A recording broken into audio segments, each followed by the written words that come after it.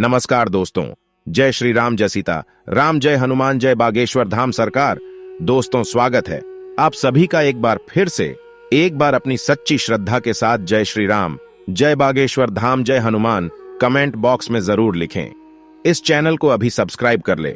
दोस्तों, गरुड़ पुराण हिंदू धर्म का एक ऐसा ग्रंथ माना जाता है जिसमें मनुष्य के जन्म से लेकर मृत्यु तक के सारी बातें लिखी गई हैं।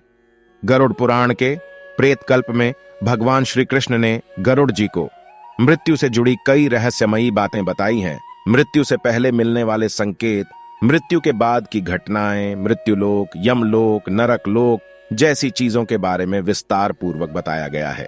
मित्रों, अगर आपको कुछ आश्चर्यजनक संकेत दिखाई देते हैं तो आपके घर में किसी न किसी बुरी शक्ति का डेरा है अथवा किसी प्रेत आत्मा ने आपके घर में अपनी जगह बना लिया है। यह संकेत बहुत ही भयानक और खतरनाक होते हैं। कई लोग इन्हें मात्र एक संयोग समझकर अनदेखा कर देते हैं, लेकिन आगे चलकर उन्हें मुसीबतों का सामना करना पड़ सकता है। घर में प्रेत या कोई बुरी शक्ति प्रवेश करती है तो घर पर मुसीबतों का पहाड़ टूट पड़ता है। उस घर में रहने वाले लोगों को आकस्मिक मृत्यु पर शोक का सामना करना पड़ सकता है। घर में मौजूद संचय धन अचानक किसी कार्य में खर्च होने लगता है और पूरा परिवार बर्बाद हो जाता है। इसलिए अगर आपको भी अपने घर में कुछ ऐसे संकेत मिलते हैं जो हम आपको इस वीडियो में बताने वाले हैं, तो आपको समय रहते ही उपाय कर लेनी चाहिए। ये संकेत बताते हैं कि आपके घर में किसी बुरी शक्ति ने प्रवेश कर लिया है। यह बुरी शक्ति आपके परिवार को तरह तरह के कष्ट देने लगती है। इसलिए आप सभी को भगवान श्री कृष्ण द्वारा बताए गए इन संकेतों पर जरूर ध्यान देना चाहिए। यह संकेत सपने के द्वारा, प्राकृतिक के द्वारा और पशु पक्षियों के द्वारा मिल सकते हैं, जिसे जानना बेहद आवश्यक है। तो आइए मित्रों, अब जान लेते हैं गरुड़ पुराण के अनुसार उन संकेतों के बारे में। गरुड़ पुराण के अनुसार एक बार पक्षीराज गरुड़ ने भगवान श्री हरि से पूछा कि हे प्रभु, किसी मनुष्य के घर में देवताओं का वास नहीं होता है, किसी मनुष्य के घर में भूत प्रेत वास करते हैं, तो ऐसे कौन से संकेत मिलते हैं जिसे जानकर यह पता लगाया जा सकता है कि घर में बुरी शक्ति का वास है। तभी भगवान श्री कृष्ण ने गरुड़ जी को उत्तर देते हुए कई रहस्यमयी बातों को बताया, जिसे आज हम आपको इस वीडियो के माध्यम से बताने वाले हैं। भगवान श्री कृष्ण के अनुसार जिस घर में भूत प्रेत का वास होता है, वैसे घर में माता लक्ष्मी का वास कभी भी नहीं होता। ऐसे घर में हमेशा गरीबी दरिद्रता छाई रहती है। अगर किसी मनुष्य के घर में प्रेतों का वास होता है तो उसे विभिन्न प्रकार के संकेत मिलते हैं। यह संकेत उसे घर में मौजूद वस्तुओं के माध्यम से या फिर सपनों के माध्यम से मिलते हैं। अगर किसी व्यक्ति को सपने में यह चीजें दिखाई देने लगे तो उसे समझ जाना चाहिए कि उसके घर में भूत प्रेत का वास है। उसके पूर्वज या मृत परिजन प्रेत योनि में वास कर रहे हैं और उनके ही घर में विचरण कर रहे हैं। प्रेतों के घर आने से कई प्रकार के संकेत मनुष्य को मिलने लगते हैं। इसीलिए उसे उपाय करके इन प्रेतों से मुक्ति प्राप्त कर लेनी चाहिए, ताकि घर में माता लक्ष्मी तथा अन्य देवी देवताओं का वास होने लगे और घर में सुख शांति का माहौल हमेशा बना रहे। आइए मित्रों, सर्वप्रथम जानते हैं कि घर में प्रेत प्रवेश क्यों करते हैं। भगवान श्री कृष्ण कहते हैं कि इस संसार में समस्त प्राणियों को जीवित रहने के लिए आहार की आवश्यकता होती है। ठीक इसी प्रकार प्रेत को भी भोजन की आवश्यकता होती है। प्रेत उन्हीं लोगों के घर में भोजन करने जाते हैं जिनके घर में अशुभ कार्य किए जाते हैं। गरुड़ पुराण के अनुसार प्रेत का भोजन संसार के समस्त प्राणियों के लिए निंदनीय है। यानी प्रेत ऐसी वस्तुओं को खाते हैं जिसकी सभी लोग निंदा करते हैं। मनुष्य के शरीर से निकले हुए मल मूत्र और अन्य प्रकार के गंदे चीजों को आहार के रूप में ग्रहण करते हैं। इसके अलावा घर में बासी भोजन रखने से प्रेत और आकर्षित होने लगते हैं। इसीलिए घर में ज्यादा समय तक बासी भोजन नहीं रखना चाहिए। घर के अंदर अशुभ चीजें से बुरी शक्तियां आकर्षित होती हैं और घर में प्रवेश कर जाती है। साथ ही साथ घर में थूकना भी अशुभ माना जाता है, क्योंकि यही प्रेतों का भोजन होता है। घर में थूकने से प्रेत घर में प्रवेश करते हैं। अधिकतर ऐसे लोग होते हैं जिन्हें घर में थूकने की आदत होती है, जो कि शास्त्रों के अनुसार बहुत ही गलत माना जाता है। घर को प्रेतों से मुक्त रखने के लिए घर के स्वच्छता का ध्यान रखना बेहद जरूरी होता है। जो घर अपवित्र होता है, जिस घर में चीजें इधर उधर बिखरी रहती हैं, ऐसे घर में प्रेत आकर भोजन करते हैं, जिससे घर का वातावरण पूरी तरह से खराब हो जाता है। और वहां नकारात्मक चीजें होने लगती हैं। और ऐसे घर में माता लक्ष्मी कभी भी प्रवेश नहीं करती। भगवान श्री कृष्ण कहते हैं कि जिस घर में व्रत, उपवास, दान, धर्म, पूजा पाठ ऐसी धार्मिक कार्य नहीं करते, तो ऐसे लोगों के घर में प्रेत आत्माओं का आभास होने लगता है। जिस घर की महिलाएं ज्यादा देर तक सोने वाली होती हैं, पति तथा गुरुजनों का अपमान करती हैं, जिस घर के पुरुष पराई स्त्रियों के साथ संबंध बनाए हुए हैं, तो ऐसे घर में भी प्रेत वास करते हैं। जिस घर के लोग बिना स्नान किए भोजन करते हैं या स्नान नहीं करते, स्नान किए बिना पूजा पाठ और धार्मिक कार्य करते हैं, तो उनके घर से देवी देवता चले जाते हैं और उनके स्थान पर प्रेत निवास करने लगते हैं।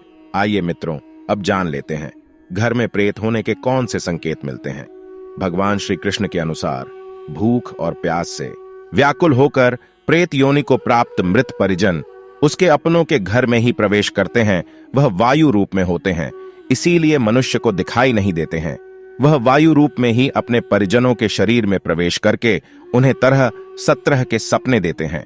श्री कृष्ण कहते हैं, मरा हुआ व्यक्ति प्रेत बनकर अपनी पत्नी, पुत्र और अपने परिजनों के शरीर में प्रवेश करता है।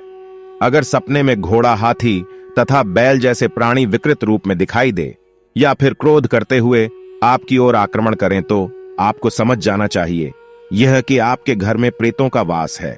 अगर कोई व्यक्ति सोकर उठने के बाद खुद को शैया पर विपरीत परिस्थिति में देखता है, यानी सोते समय वह सीधा होता है लेकिन जागने पर देखता है कि उसका सिर दूसरी ओर है, तो उसे समझ जाना चाहिए कि उसके घर में प्रेत बाधा हुई है।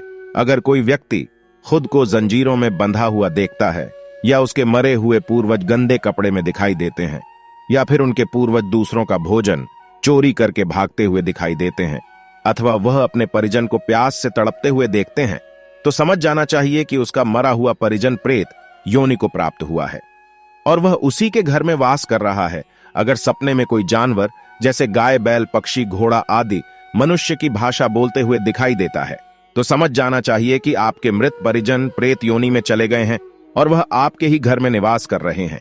अगर घर में बार बार क्लेश होता है, धन का अचानक हानि होने लगता है, घर के सदस्य अचानक बीमार पड़ जाते हैं, तो यह बुरा संकेत माना जाता है। इससे घर में प्रेत आत्मा होने का संकेत मिलता है। इसके अलावा अगर घर में चमगादड़ आ जाएं, तो समझ जाना चाहिए कि घर में प्रेत बाधा है। अगर आपके घर में गिद्ध आकर बैठ जाता है, तो इसे बहुत ही अशुभ संकेत माना गया है। यह संकेत से यह पता चलता है कि आपके घर में किसी बुरी शक्ति का वास है। अगर आपको ऐसे संकेत मिले, तो आपको तुरंत इसके उपाय कर लेना चाहिए। इसके अलावा अगर आपके घर में मकड़ी के जाले बार बार बनते रहते हैं, कितना भी साफ करने पर मकड़ी के जाले फिर से बन जाते हैं, तो यह भी एक अशुभ संकेत माना जाता है। इससे यह पता चलता है कि आपके घर में माता लक्ष्मी का वास नहीं है और न ही आपके घर में सकारात्मक ऊर्जा है। आपका घर नकारात्मक ऊर्जा से भरा हुआ है। इसे तुरंत दूर करने के लिए आपको उपाय करना चाहिए, अन्यथा आपको इसका बुरा परिणाम देखने को मिल सकता है। भगवान श्री कृष्ण कहते हैं कि अगर किसी व्यक्ति को ऐसे संकेत मिलते हैं, तो व्यक्ति को प्रेत बाधा दूर करने के लिए गंगा में स्नान करना चाहिए और बेल के वृक्ष में जल चढ़ाना चाहिए। घर में हवन करके गरुड़ पुराण का पाठ करवाना चाहिए। इसके अलावा घर से प्रेत आत्माओं को दूर करने के लिए प्रतिदिन घर में तुलसी के पत्ते से गंगा जल का छिड़काव करना चाहिए। इससे घर में सकारात्मक ऊर्जा बनती है और नकारात्मक ऊर्जा घर से बाहर चली जाती है। इसीलिए ऐसे संकेत मिलने पर व्यक्ति को इन उपायों को जरूर करना चाहिए। और दोस्तों, जिस घर में हनुमान जी की पूजा होती है और जहां नियमित हनुमान चालीसा पढ़ी जाती है, उस घर में प्रेत भूत बाधा कभी नहीं होती और उसे घर में कभी भी नकारात्मक शक्तियों का वास नहीं होता। इसके अलावा इस समस्या से छुटकारा पाने के लिए महाबली श्री बजरंग बली के मंदिर में जाकर श्री बजरंग बली के गदा एवं पैर के सिंदूर का तिलक अपने माथे पर लगाएं। एयूएम हनुमान नंजनी सुनो वायुपुत्र महाबल अकस्मादागतोत्पांत नाशयाशु नमोस्तुते। एयूएम हम हनुमते रुद्रात्मकाय हूं फट मंत्रों का 108 बार जप करें। इसके बाद एक गिलास पानी को अभिमंत्रित करके वह पानी प्रेत बाधा से पीड़ित व्यक्ति के ऊपर थोड़ा सा छिड़कर पूरा पानी उसे पिला दें। तो मित्रों, यही कुछ संकेत है जो घर में भूत प्रेत होने से मिलते हैं। आज की वीडियो में बस इतना ही। आपको हमारी जानकारी कैसी लगी, आप हमें कमेंट में जरूर बताइएगा। इस वीडियो को लाइक करें, अपने दोस्तों के साथ शेयर करें और हमें सब्सक्राइब करना ना भूलें। और हाँ, इस वीडियो से कोई भी सवाल है तो आप कमेंट बॉक्स में जरूर लिखें, जय सीताराम, जय बागेश्वर धाम सरकार सदैव आप पर अपनी कृपा बनाए रखें। और अपने दोस्तों के साथ भी शेयर जरूर करें और हमारे चैनल को भी सब्सक्राइब कर ले। फिर मिलते हैं किसी नए वीडियो के साथ, तब तक के लिए जय सीताराम।